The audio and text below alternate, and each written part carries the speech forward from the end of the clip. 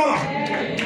നവോമിയെ, നിന്നെ മുടിക്കാനല്ല, നിന്നെ കളിയാക്കാനല്ല, എനിക്കൊരു പദ്ധതിയുണ്ട്.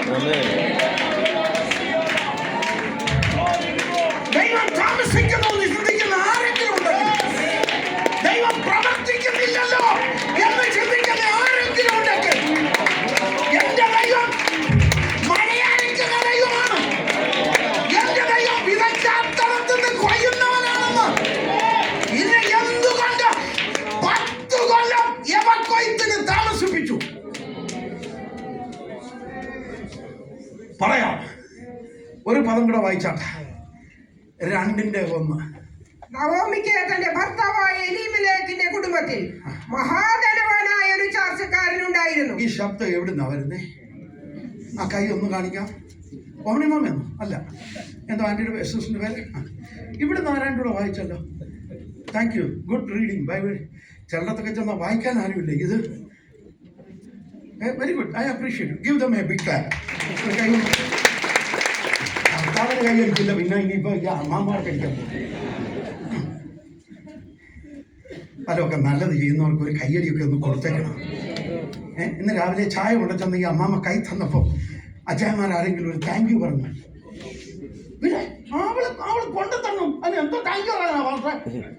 അവിടെ എൻ്റെ ഭാര്യ, ഞാൻ കെട്ടി തോന്നുന്നുണ്ട് 40 കൊല്ലം കൊണ്ട് നടക്കുന്നത്. അമ്മാമ്മയുടെ കാറ്റ് പോകുമ്പോൾ അറിയാം ആരാ തോന്നുന്നു. 45,000 രൂപ കൊടുത്ത് വീട്ടിൽ ആളിനെ വെക്കുമ്പോ പറയും സ്വത്രം. ഒരു സ്വത്രം പറഞ്ഞു. സ്വത്രം ഒന്നുകൂടെ വായിച്ച 2ാമത്തെ വാക്യം. നവോമിക്ക് തന്റെ ഭർത്താവായ എലീമേലെക്കിന്റെ കുടുംബത്തിൽ മഹാധനവാനായ ഒരു ചാർച്ചക്കാരനുണ്ടായിരുന്നു. അവന് ബോവസ് എന്ന് പേർ. എന്നാൽ മോവാബ് സ്ത്രീയായ രൂത്ത് നവോമിയോട്, ക്ഷമിക്കണേ, ഞാൻ പറഞ്ഞു വിടുക. എന്റെ ക്ലോസിംഗ് വിചാരിച്ചു. ഈ ബോവസ് എപ്പോഴാ വന്നത്? 10 കൊല്ലം മുമ്പ് ഈ വീട്ടിൽ പട്ടിണി ഉണ്ടായപ്പോ, ഈ നാട്ടിൽ പട്ടിണി ഉണ്ടായപ്പോ ഈ ബോവസ് ഇല്ലായിരുന്നു. ഹലോ, ബോവസ് അറിഞ്ഞില്ലയോ?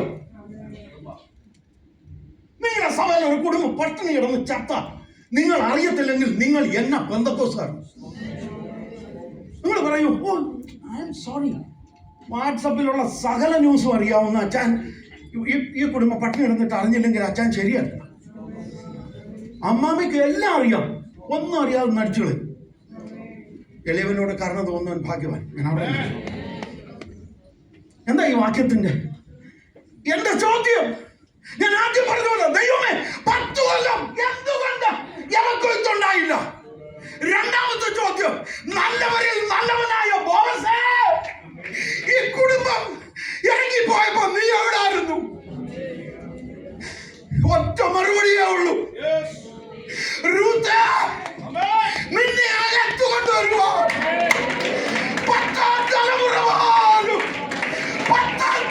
പോലും അകത്തു വരാൻ പ്രമാണമില്ലാത്ത നിന്നെ അകത്തു കൊണ്ടുവരുമോ?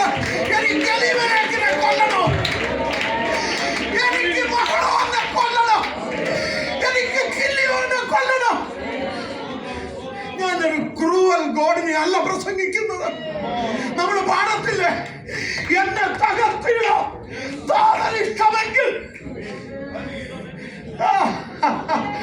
എന്ന് പകൽക്കാലം മറുപടി ഇല്ലെന്ന് ചിന്തിക്കുന്നവരെ, വേദനയിലൂടെ കടന്നു പോകുന്നവരെ, ദൈവം താമസിക്കുന്ന പറയുന്നവരെ, നവോമിയെ, നിന്റെ ദൈവം താമസിപ്പിച്ചില്ല.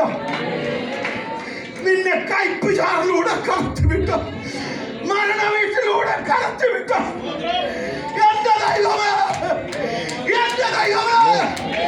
എന്റെ കൈവിട്ടതെന്തെന്ന് സ്വന്തം പുത്രൻ നിലവിളിക്കേണ്ടി വന്നത് 1000 പുത്രന്മാരെ തേജസ്സിലേക്ക്. എന്റെ ഇഷ്ടം ഒന്നും വേണ്ട,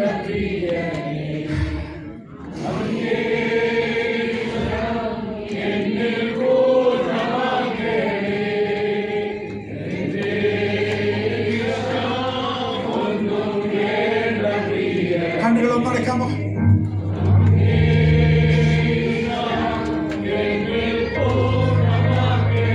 ഞങ്ങളുടെ സ്വർഗ്ഗസ്ഥ പിതാവേ, നിന്റെ ജനത്തോട് വളരെ വ്യക്തമായി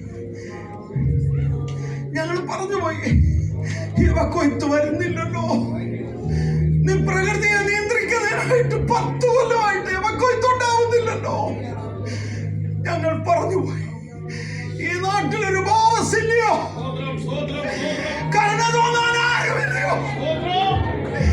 കർത്താവെ, ബോവസിനെ പോലും നീ മറച്ചു വെച്ചത് രൂത്തിനെ, ഇസ്രായേലിന്റെ ദാവീദിന്റെ കുടുംബത്തിനകത്ത്, യേശുവിന്റെ കുടുംബത്തിനകത്ത്